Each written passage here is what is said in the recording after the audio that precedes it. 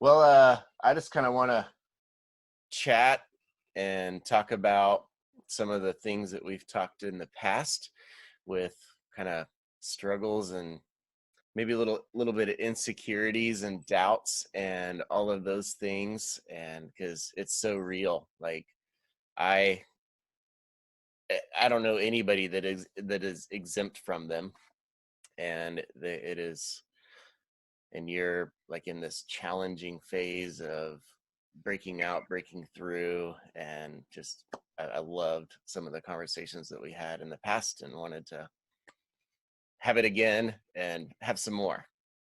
Yeah. Well, first of all, just to give the audience a brief idea of our work together, I do SEO writing for Ask Angels, and you've worked with them for quite a long time, right? It's yeah, not quite a long time, but yes, longer than you. Yeah, yeah. So I think this invitation for um, like jumping on board with the work that they do really shifted me into this mindset of what an entrepreneurship, like entrepreneur life is like. And I think there's no better way to really get intimate with struggles, challenges, your mind and your emotions and everything than trying to create a business that creates impact, right? And influence. And I think that was kind of a little bit of like a aha moment that like, oh, I gotta wake up. I got to see the bigger perspective in in my writing and my purpose and who the audience is for the most part. And when I think of entrepreneurship, it's actually like entrepreneurship. People only show you the successes, right? People want to hear the benefits and like what are the like and the success stories rather than like the internal work and what you don't see like online. And how there are actually days that are like, there's highs and lows, there's conflicts, there's doubts, there's periods where you run out of coffee and you can't think. Yeah. Oh. So I that those are real struggles, and I think what's different when you're working more, I guess, online, it's very different from a 9 to 5, right? Is that you are technically your own safety net, and you are technically your own cheerleader. So it is really like it really is like creative work really is more of an internal process of the work, creating more of like a new version of you than you necessarily creating something. Am I making sense? No, absolutely, but you're making sense in the sense of, for me, you're confirming to me how hard it is to convey this thing, and you said business with impact, and I would I think that you would also say life with impact, and life with impact online, and entrepreneurship, and true and real and authentic, and all of those things encompassed, and vulnerable, and all of those, just the whole deal. Like you're feeling it all, and it's so hard to, I think the only thing is just like, just flip the switch and start publishing, just flip the switch and start creating, and then you'll feel all this stuff on the other side Right. 30 days, 6 months from now. And there's no like sell or anything that can get you to flip that switch. It's just one day it just Yeah. Saturn and whatever aligns, and purpose aligns, and all these things align, and you're like, all right, I'm doing this. And life with impact is really what the result becomes. And I think that's just an awesome statement that you said. Yeah, absolutely. And from what I remember in our conversation is that you have done a lot of different challenges before, right? Like There's Yes. a 90-day challenge or like a 60-day. Yep. I have failed more of them than I have succeeded. Yeah. Yeah. How big is your fail space? How big is my fail space? Mm-hmm. First one lasted, I don't know, 19 days, something to that extent. And I tracked the numbers for, I think I have a video on it. I'll put a link up here. But it's yes, absolutely. I have tried multiple challenges. I have only actually successfully done one 90-day challenge, and have failed more than I have Was succeeded this in. for was this for like making videos or was it for writing or was Yeah, it that they have all been video challenges. Writing does not come easily, effortlessly for me. It helps me to plot out my kind of line, my points. So I kind of create headers. Really, is what I do. Is I create an outline of headers with my in words, and then but to write those 1,700 words, I have to talk it out in a video or just hit record on my phone, and then I transcribe it. It's what I do. that's really So smart. so they're all video challenges. It's possible someday I will engage in a writing challenge, but that is going to be a long ways away. Yeah. Okay. So Awesome. so can you catch me up with like the last 2 years? What have you been doing before this, and Ooh. what's kind of led you here? Ooh. Okay. So the last 2 years was getting over my culture shock of moving back to the States. Okay, where were you at? I was living in Thailand, Okay. a private resort overlooking the mountains and like 5 minutes away from the beach, 10 minutes away from a wakeboard park. I was living a very, very happy life in paradise. And then my husband in training suggested that we move back to the States during the election season. Yeah. And I'm like, you gotta give me a little bit more than like why would I want to leave this place? And Yeah. said because he he wanted to be there for his nephew and he wanted to be a good uncle. And this is a little bit of a snippet of like Minnesotan values, I guess. They're very family people. And I was like, but your sister isn't pregnant. And so we're going back for an unborn child that's not yours, but you want to be a good uncle for. He was like, yeah, pretty much. And I'm someone in terms of like my spirituality is I'm very like discerning in terms of like, yeah, he's got like a spiritual contract, like there's reasons why we're all connected because there's some sort of learning or growth experience or whatever. So I'm like, okay, I'm going to honor that. So when I went back to the States, it was a lot of like culture shock and integrating and adjusting to society and all the stuff that's going on, all the muck. Yeah.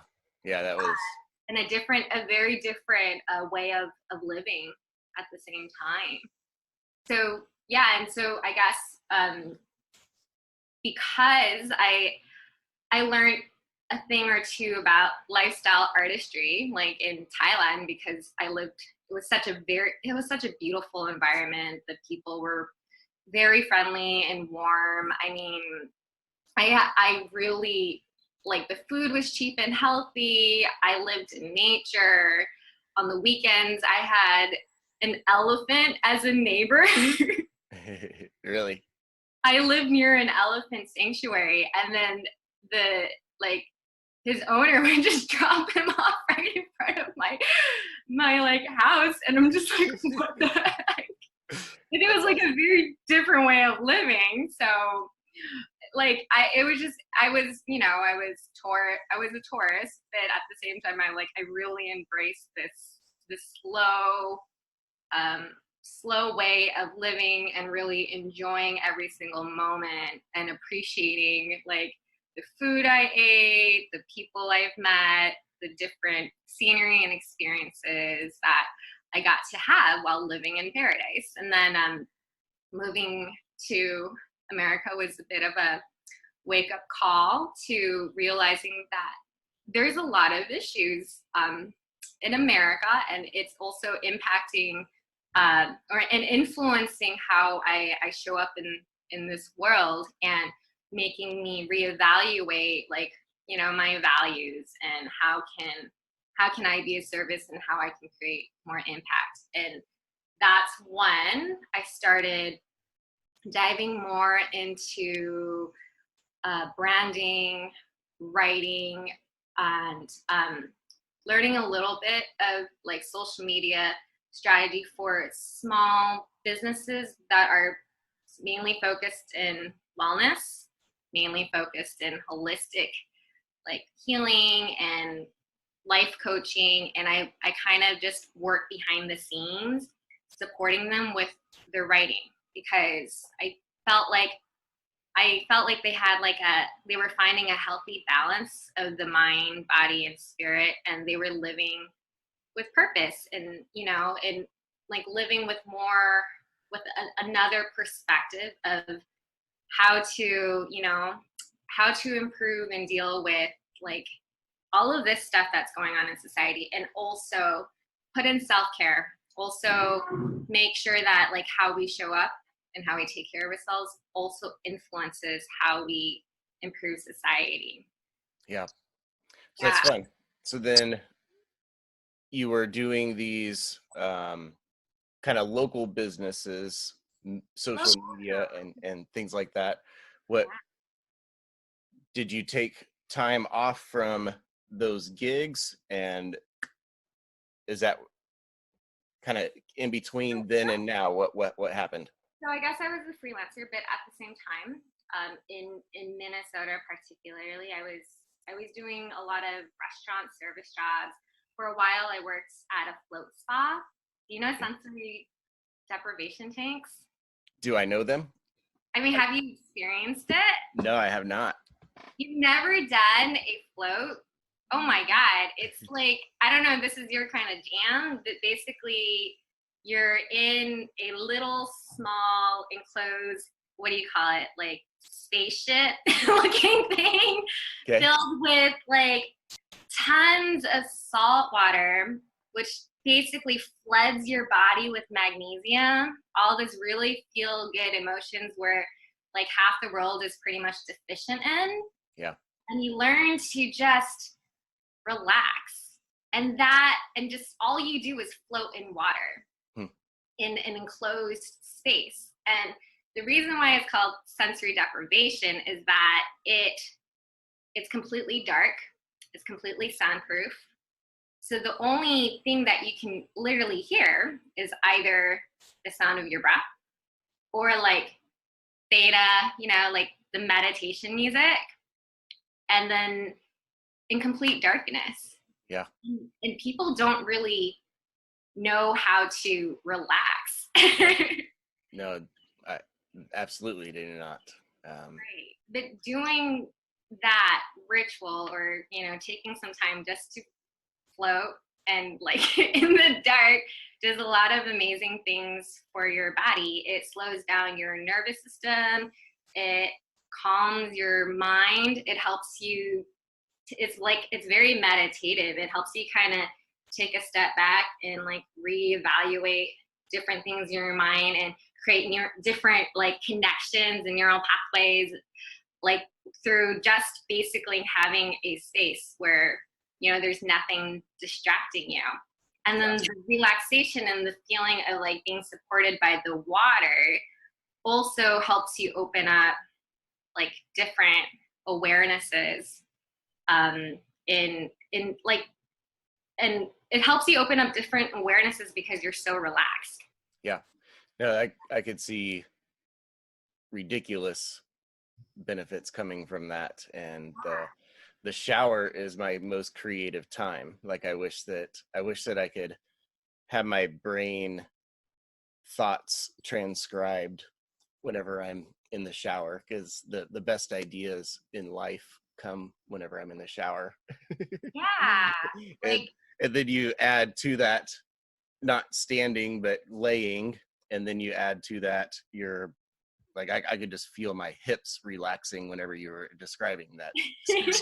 It's like, man, I need that. And right. then so Now go on your local Groupon and see what offers are available. yeah, that's fun. And say that. So how so you're in this thing, how do you breathe? Like, how do you not drown? Because you're floating. Your whole body's being supported. They do have So like a little like float pillow that looks like, so you know, you're on the airplane you have the travel pillow. okay. Have that. And then Cool. you float and you just make sure that you don't splash water onto your face, because then salts like gets in your eyes and the whole experience is like ruined. You're like, oh, it's dark, I can't find anything, and then you try to wipe it off and then you end up putting more salt and then like your eyes start burning. That's the experience you want to avoid. You don't want to touch your face. Yeah, that's fun. Yeah. So how did that say the name again? Float what? Float spa. Float Float spa. sensory deprivation. Cool. So how did that help you in kind of your life journey to this stage? Well, I could say it supported me because it actually helped me open up some of my intuitive gifts Yeah. and my psychic gifts, because oh god, I don't know if this is the greatest example, but have you watched American Horror Story? No. Okay. So there's one series about like witches, and then basically, you know, there was one character, I forgot her name, but when she lost her sense of sight, when she became blind, she opened up her clairvoyance, or ability to to read people's thoughts and know their experiences and like their true intentions and everything. And I think like sensory deprivation spot like the float tank, because um you're closing off your sight because it's completely dark. You're closing off your sound because it's completely enclosed. You're in a little, a little womb like dome, and you're relaxed. That you're able to kind of like hallucinate a little bit, or tap into another sense. That because two things are, when one thing close in terms of like when you think of space, yeah, when you close off one thing, something else, it opens up like a vacuum for something else to come through. Yeah. And I guess with like the being able to float after work or before work, I was able to explore more of those avenues of like, hey, what's that? Why do I see all these different images? Yeah, cool. So you were working, you had a job in one of these float spas. Yeah, and, JOB. and then had float spa benefits because of being able I to. got to meditate. I got to do more transcendental like meditations for sure. Cool. And so then that process of having that job and getting free float spas helped you become more self-aware and fall into or have emerged from those where you're at today. And Fell into the rabbit hole. yeah, cool. That's fun. Yeah.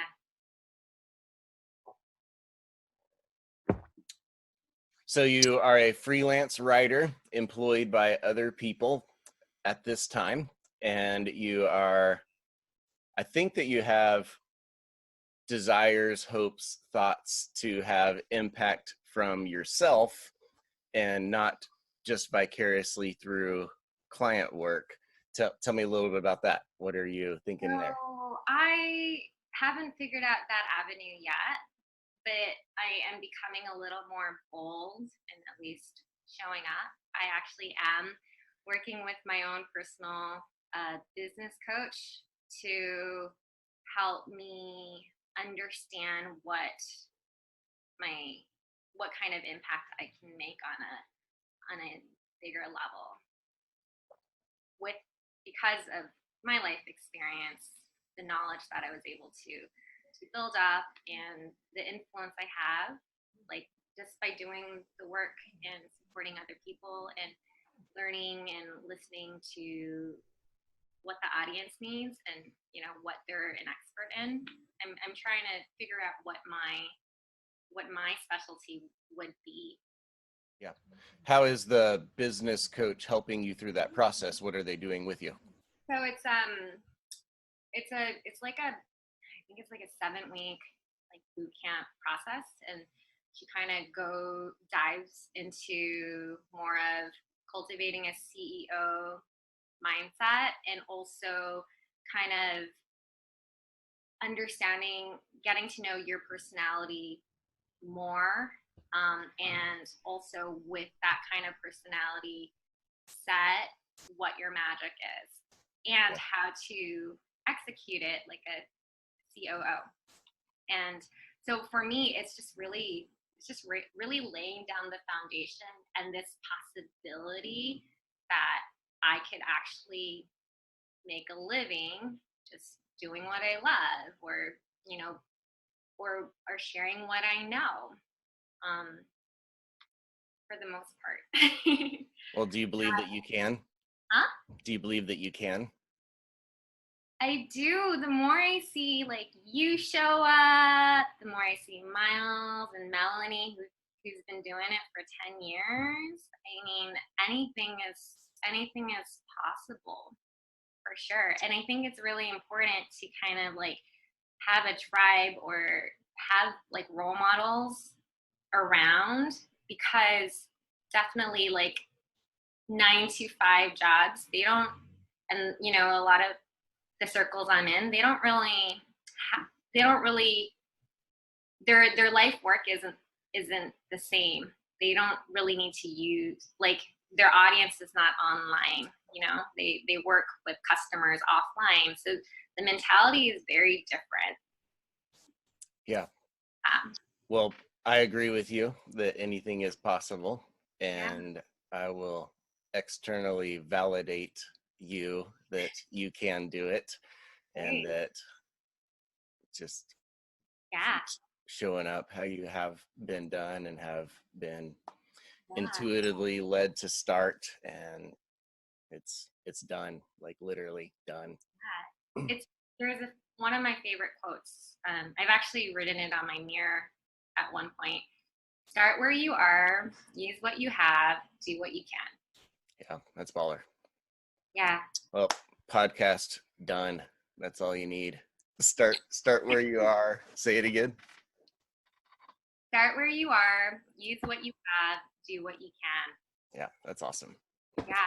And yeah, that resourcefulness of, like, I don't know, the part of the curse that we all struggle with is that I have to have letters after my name. I have to have this answer to this question figured out before. I have to research this to know this before, and that just assessing what you currently have and walking from there. Great. It's a Great. that's a game changer. And It is. What was your game changer for your creative entrepreneur ventures? I had a lot.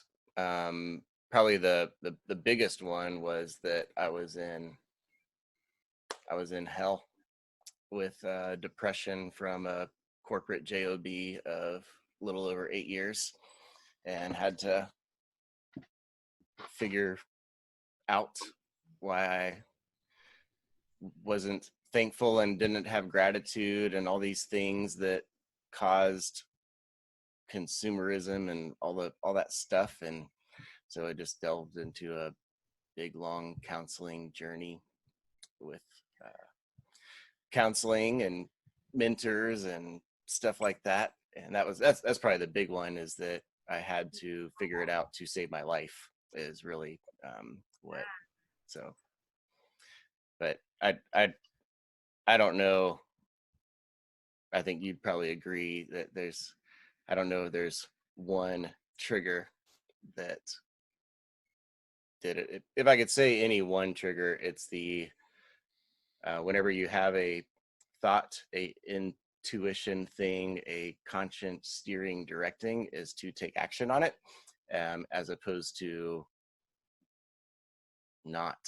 And the thing that kind of launched it all was, I'm looking at my dartboard, was that I had 5 or 6 kind of opportunities in front of me, and I wrote them all. I wrote each one on a piece of paper, and I just threw a dart, and that's the one that I started doing. That's And what so, you do? That is so cool. so that Oh, cool. I like that. I yeah. like So that because of that kind of simplification process of just, that's just what it's going to be.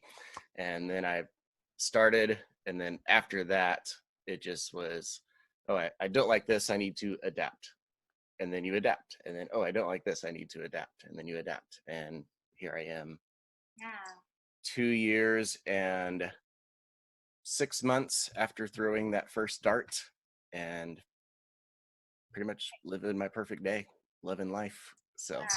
I think that's really like empowering to one, like realize that you have choices, and sitting with the uncertainty and then choosing that like, hey, I'm going to make an active choice and I'm going to leave a little bit of chance to it too.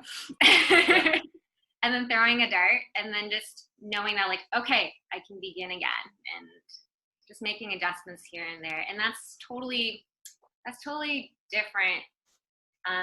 What from like when you are stuck in a job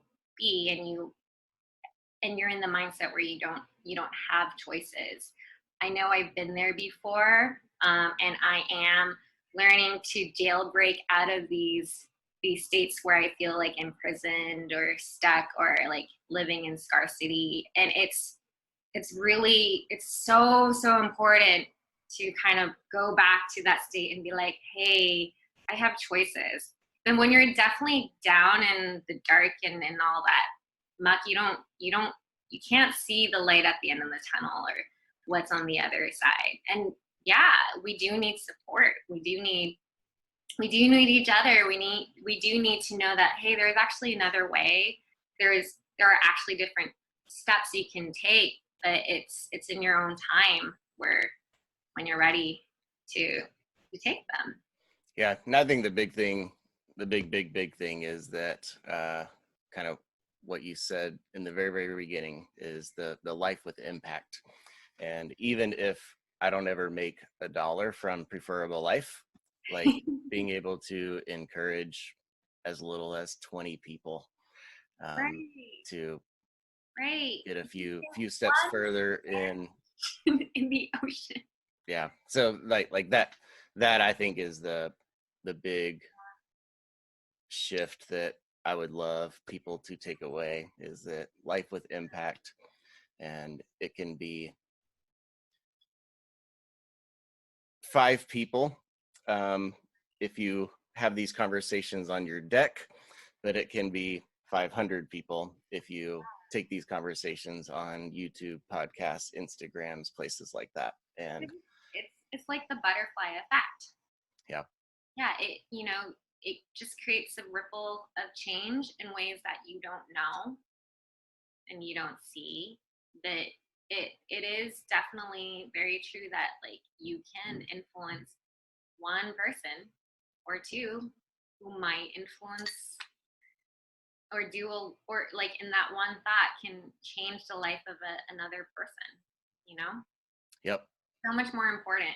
I mean, yep, making money is one thing. Being able to have all these different elements in place, doing what you love, what you're passionate about, being of service, and also being financially supported by that. All of that together is amazing. But I think at the end of the day, what's more important is living with purpose and and using what you've learned to kind of help other people along the way.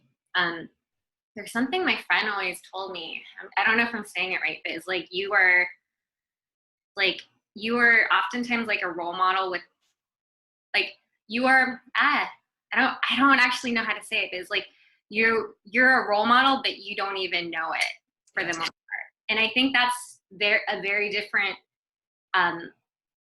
like mindset or perspective than like someone that wakes up knowing that, like, hey, I'm a leader, right? And it's just realizing that, like, oh no, everyone has a part in all of this mix. And it's when you kind of step into that role, like, of acknowledgement, like, hey, like validating yourself, like, hey, there's some things that I know, there's some things I learned along the way, and because of that, you know, I don't have to, I shouldn't play small. I should be a little bit more conscious, knowing that, you know, there's other people unknowingly that look up to me, you know? Yep. Nope. We were created with a custom DNA on purpose, and we're co-creators and co-reigners, and Yeah. we got to walk in it instead of run away from it. And that's what we got in, and you're doing it. So you want to talk about anything else? What is your favorite word? My favorite word? Yeah. Wow. I'd say poor. Poor. P-O-O-R? P-O-U-R. Oh, P-O-U, poor. P-O-U-R. Why? Because that's the time of era that we are in. Yeah. Pouring out is everything. Nice. Yeah. We've gone from really learning how to rely on God and how to fix ourselves with our habits and our disciplines. The 2010 to 2019 time has been all of instilling all of that. Sit, walk, stand is that time period, and the next phase is pour. And that's so. Yeah. I really like that. I really like that word, and, you know, and knowing that there is a container for you to pour the good life in. Yep. Yeah, but all the habits, the sit, walk, stand habits are how you keep it getting refilled, though. So it's like The this. sit, walk, stand. We do need to go back to the basics, right? Yeah. A lot of times, morning routine, weekly Sabbath. You got to have those resets set, otherwise your cup goes empty, and then you have nothing to pour out. Mm-hmm. So that's my favorite word right now. Okay. And it'll probably be that until 2030, because I'm not sure what's gonna go on. I don't know what that decade is going to represent. I haven't studied that yet, but 2020 to 2029 is the year of pouring out. That's the a years good of pouring out. Yeah. What's yours? Mine right now is embody. What does that mean to you? That word, embodiment. And that's mainly the act of making sure, or working towards, having my thoughts, my mind, my heart, my body, my soul all in sync. So, like, pour, like, it's just very, who I am is just very fluid. You know, I can move through life in a very fluid nature without feeling disintegrated and having my, you know, parts of myself and scattered. I did have ADHD. I still do, and I think many creatives do too. Yeah. So it's in, for me, since I guess a lot of the work that I do is around spirituality, right? And for me, like, my interest is the intersection between psychology, psycho-spiritual health. It's just, embodiment really means finding a way to take all these concepts and these things that we read and applying it and testing it out and playing it out in life, you know, because it's not just something you say, but it's also something you do. And it's more than something you do. It's just who you are. Yep. That's cool. I Mhm. like that. Yeah. Embodiment. Yeah. There was a band named Embodiment that I liked in the No kidding. early 2000s. I'll have to look them up again. I forgot about them. Well, thanks for connecting. Absolutely. Proud of you and excited to Yeah. see you get further and further as your reach grows and self-awareness increases and Yeah. fun emerges. Yeah. I would say the same for you and anyone else that's watching this too. Boom. Boom. Boom.